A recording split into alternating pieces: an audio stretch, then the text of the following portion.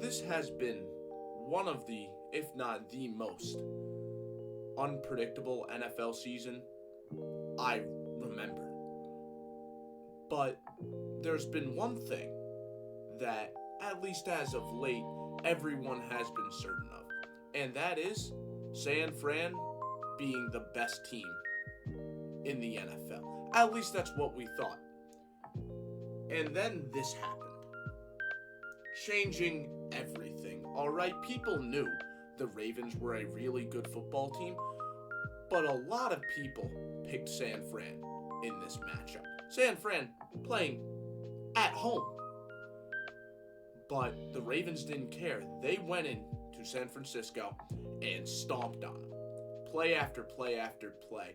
The 49ers only had 7 picks on this season. They only threw 7 interceptions all year. Then they threw 5 in this game. And I could just end the video here and tell you that the Ravens defense is really good because they force turnovers, because they make tackles, because they limit yards after the catch, because they're very good against the run. There's a whole bunch of reasons.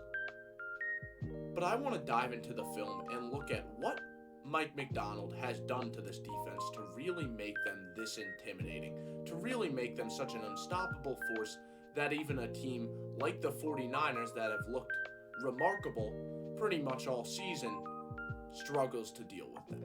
This is the first offensive play of the game for the 49ers. They are going to put Kyle Juszczyk in cross formation motion, and Malik Harrison is going to go from inside of the tackle box to outside, kind of revealing to San Fran that they're going to be running zone coverage to that side of the formation. This isn't always a tell that that's what's going to happen, but a lot of the time it is a way to reveal that.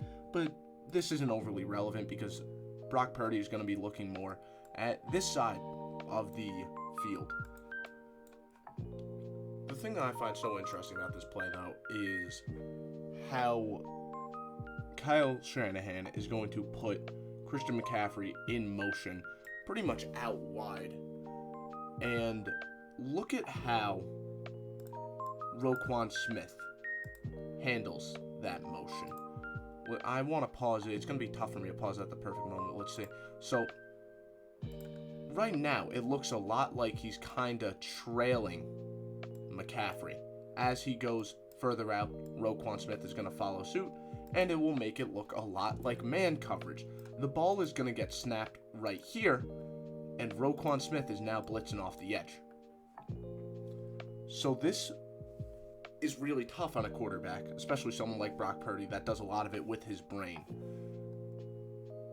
He was expecting to see man coverage on this side of the field because Roquan Smith made it look like he was man-to-man with McCaffrey. But because that's not what's happening here, you could see these two defenders are very clearly playing zone. He has to get the ball out quick because the O-line did not expect Roquan Smith to be coming. So Purdy throws it quick, and look at what happens, right? Free rusher, he has to get the ball out quick. McCaffrey, he makes the catch, but because these two defenders were in zone, there's nothing that McCaffrey can really do. These defenders are in great position to make a tackle, and this is going to be a theme for the entire game. What the Ravens do to limit yards after the catch, that's the main thing that they did that allowed them to win this game and win it by the margin that they did. It's not, these insane interceptions, although they had 5 interceptions.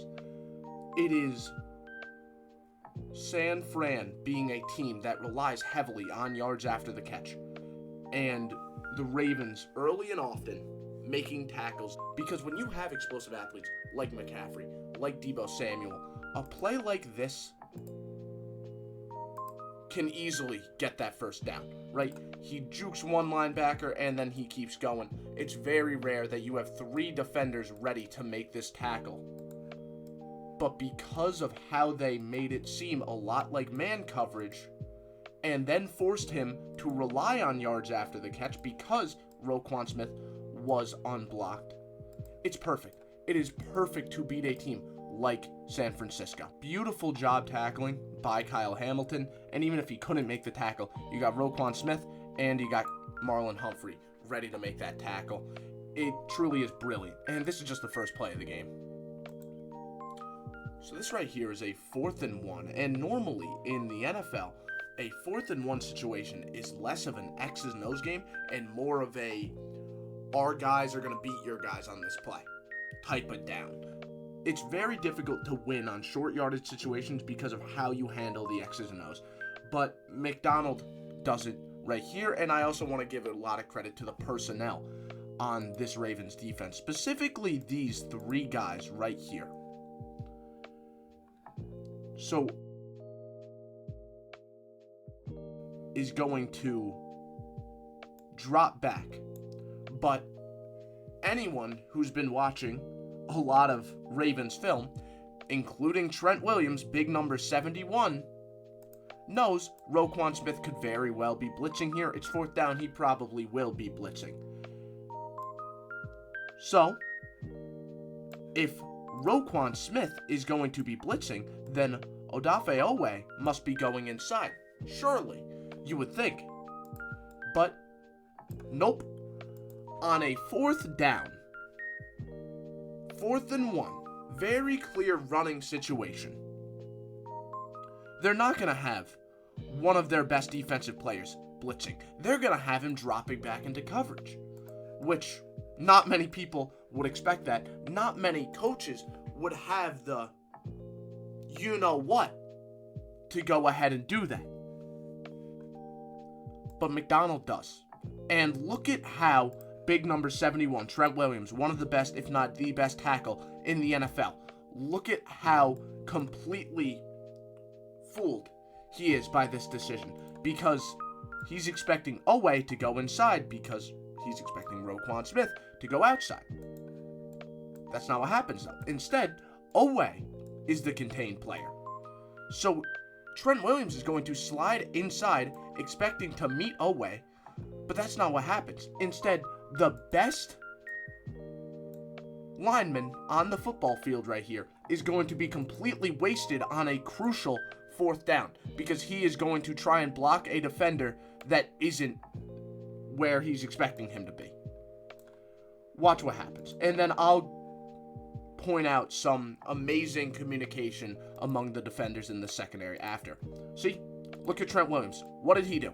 What did he do? He did nothing. He is blocking his own guy. That's what's happening. And now you could see him as the play continues. You could see him look back. Oh, man. You could tell, like that right there, that face. You don't even see Trent Williams' face, but you can imagine the face he makes right here. It's a full-on, oh, man, I screwed up here, didn't I? Type of face. Now you have Brandon Aiyuk trying to block, with a terrible angle, mind you. You have him trying to block Odafe Oweh, and that's not going to end well. But Brock Purdy, he's a little bit of an improviser right here. He's going to make his own little safe pocket. Now, he's going to run behind Ayuk's block. You know, it sucks that he had to roll out a little bit further than he would have liked. But he is going to run out and try and extend the play. It is 4th down, after all. A true MVP, and keep in mind this guy was in the MVP conversation for a very long time. Not so much anymore, but a true MVP can improvise and make this play. He has that type of mindset. He's going to try and make a play, but oh, what's this? Cornerback Marlon Humphrey is now in position to get pressure on the quarterback, force him to throw a ball that he doesn't want to throw, and a sack occurs because Purdy isn't going to throw an idiotic ball. So, where does Marlon Humphrey come from? The cornerback, supposed to be in coverage in this situation. Why is he the one getting the sack here? Let's take a little bit more of a look at what's going on outside of the box here. So, the play starts up, it's play action. He is going to step up to try and defend McCaffrey, right? Aiyuk is being used as a blocker here, so he's not worried about number 11, Brandon Aiyuk. He's more worried about Christian McCaffrey. But, as we can tell, we have two people looking at Christian McCaffrey. And Marlon Humphrey has the faith in his fellow players to be like, oh, okay, I know, keep in mind, Marlon Humphrey doesn't have eyes in the back of his head. He can't see this play from the perspective we all can. He doesn't necessarily know that he has another defender ready to cover Christian McCaffrey, but he has faith that another defender will pick him up if he steps up and makes the play, and he was completely correct because here he is in coverage. He is able to step up to make this blitz because he has faith in his fellow Baltimore Ravens to stick to one of the most explosive players in football in Christian McCaffrey and stay in coverage even when a cornerback, is stepping up. Look at what happens. This is just beautiful by everyone involved. So this look right here is really interesting from Baltimore. I think this is probably the best play that Macdonald drew up and called this entire game. But before I look at that, I want to show you the concept that San Fran is going to try and throw at them. Deebo Samuel is going to go on an out route, going to sell vertical. This is what Purdy is going to be looking at, both Brandon Ayuk and George Kittle. He's going to be looking at those two. Ayuk is going to be running an option route. He's either going to stay right here, or if he sees that everyone is blitzing, then he will continue to that middle area of the field. Purdy will hit him in stride. All good, right? Now, that is only if those guys are blitzing. If those guys aren't blitzing, which is very possible because we've seen a lot of Macdonald film where guys drop back even if they're defensive linemen. And of course, we know Patrick Queen can play coverage. We know that Roquan Smith can play coverage. We know Kyle Van Noy can play coverage. So that is very, very much an option here. But if everyone is blitzing, Ayuk is going to continue to the middle of the field. Purdy's going to hit him in stride. Kittle is going to run a corner route, trying to occupy this defender right here and allow for Ayuk to catch the ball at this spot if the defense forces him to have to do that. Now, what is it that you might think Baltimore is going to throw at San Fran here? What if I told you, out of the 6 players on the line of scrimmage right now, only 3 of them are going to blitz? What if I told you that this guy right here, Roquan Smith, is going to be dropping into the flat? Not Kyle Van Noy, not number 50, who has the very easy assignment of dropping back to the flat. That would be very easy for him. Instead, they're going to have him go to the middle of the field. They're going to have Patrick Queen also go to the middle. So you're looking at this right now.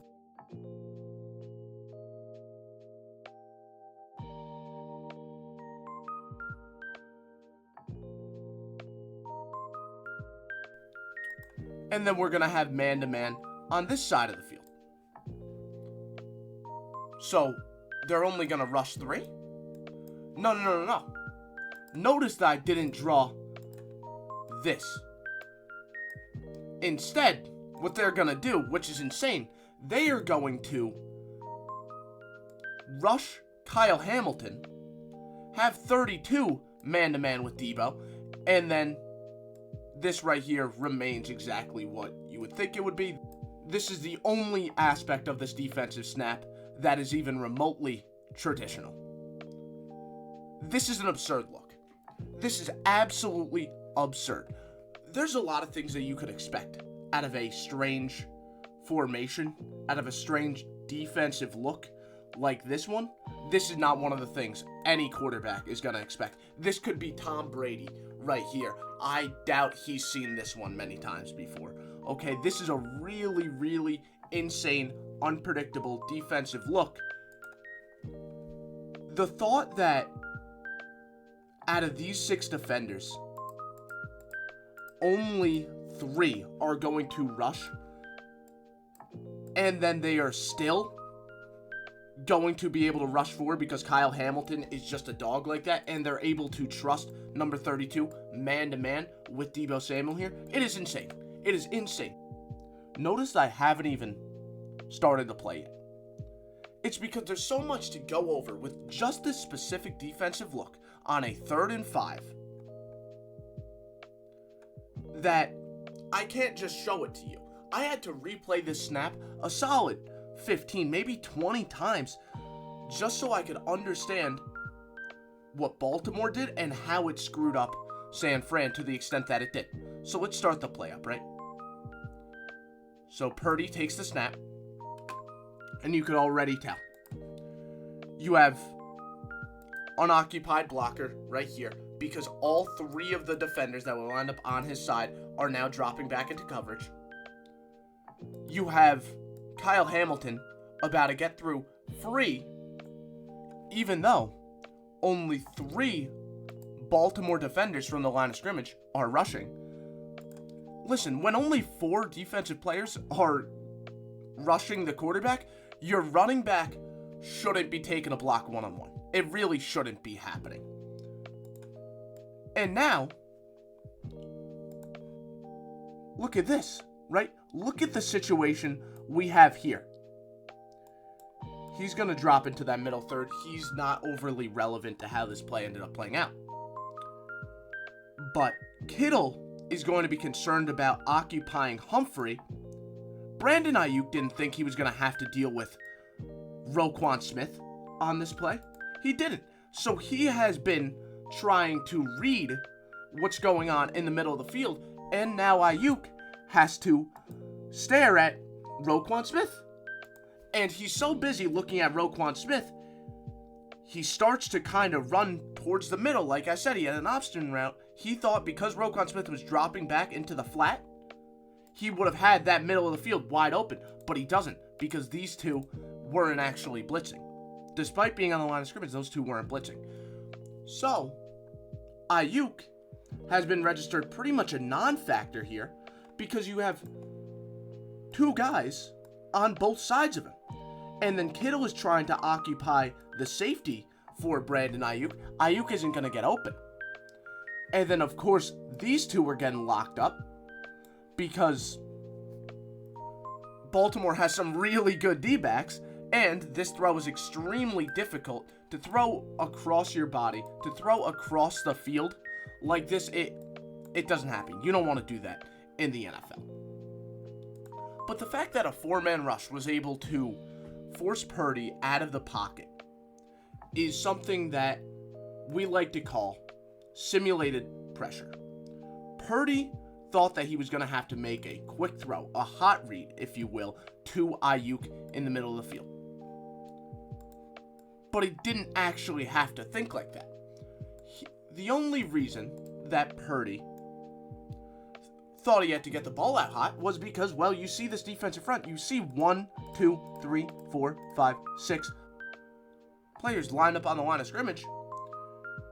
You're thinking, okay, I got to get the ball out hot here. I'm going to have at least 5 guys, or it's very likely I have 5 guys rushing straight at me. Even though I have Christian McCaffrey blocking here, I don't know how much I trust everyone on my O-line to really hold up a block for a long time. And that's not because Purdy doesn't have faith in the O-line. That is just football 101. Okay? When a team is rushing that many guys, you're thinking to yourself, all right, I got to get the ball out hot. But then when they take away the hot read by dropping players into the flat, Purdy panics.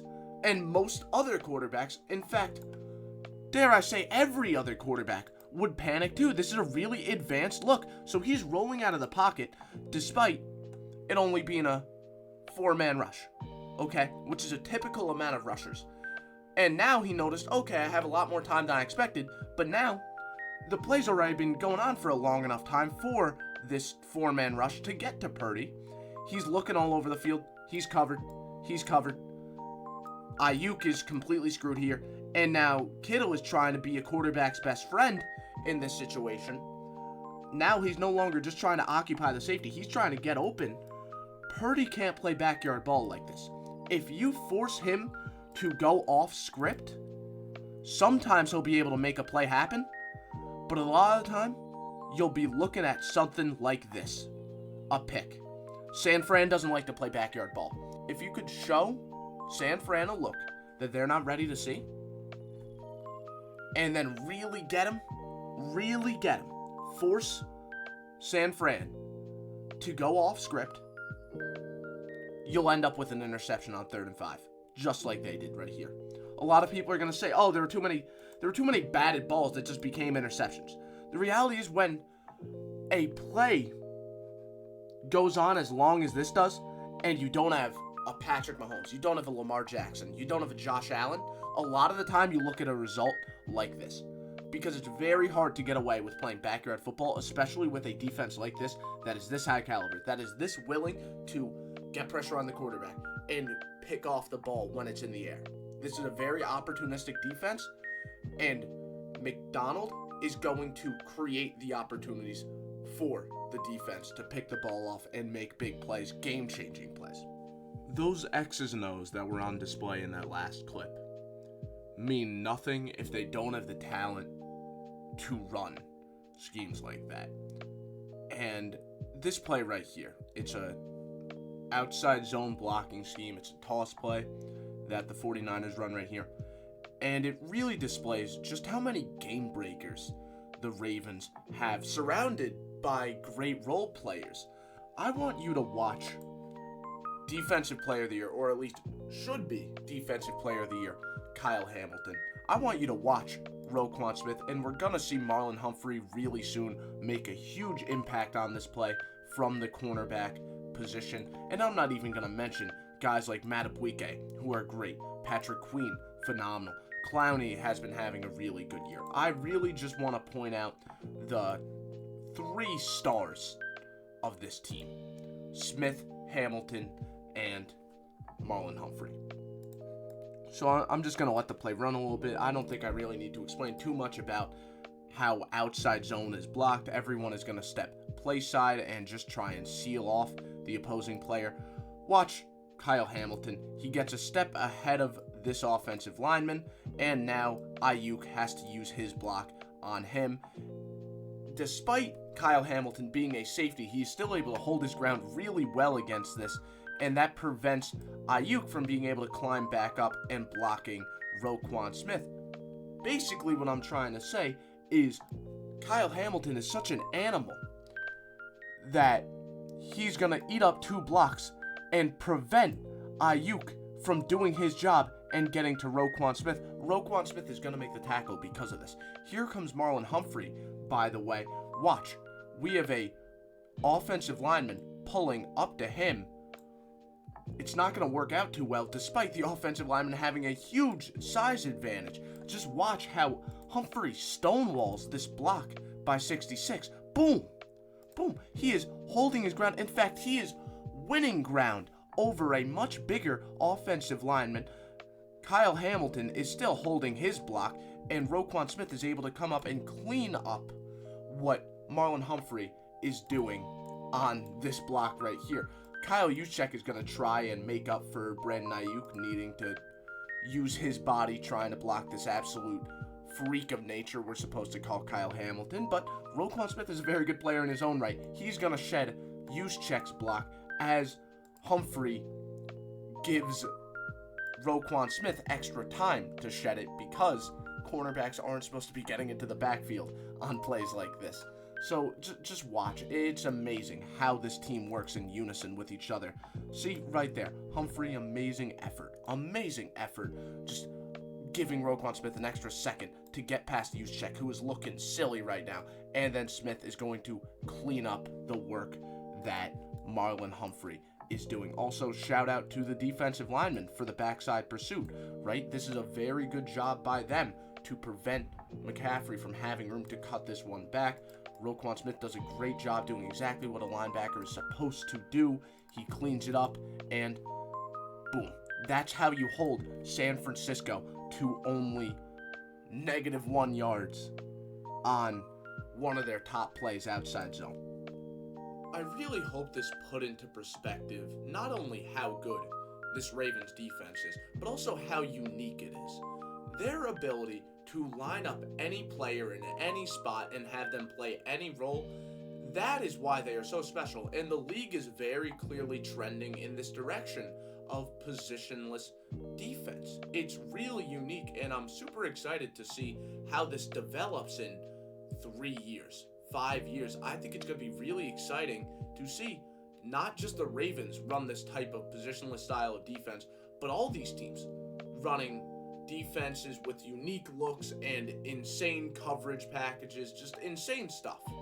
I think it's going to be great for the league. I like that defenses are starting to look a lot more dominant, and I think Macdonald is going to be one of, if not the top head coaching candidate this upcoming offseason. That's all for this video. I hope you all enjoyed it. If you want more of my content, check out my podcast available on Spotify. Check out my TikTok, Twitter. Check out all those platforms. I highly recommend them. I'll have the links down below. I hope you all enjoyed, and if you liked it, feel free to leave a like. If you liked it a lot, feel free to subscribe and never miss another video of mine. Thank all of you for listening, and I hope you had a wonderful time.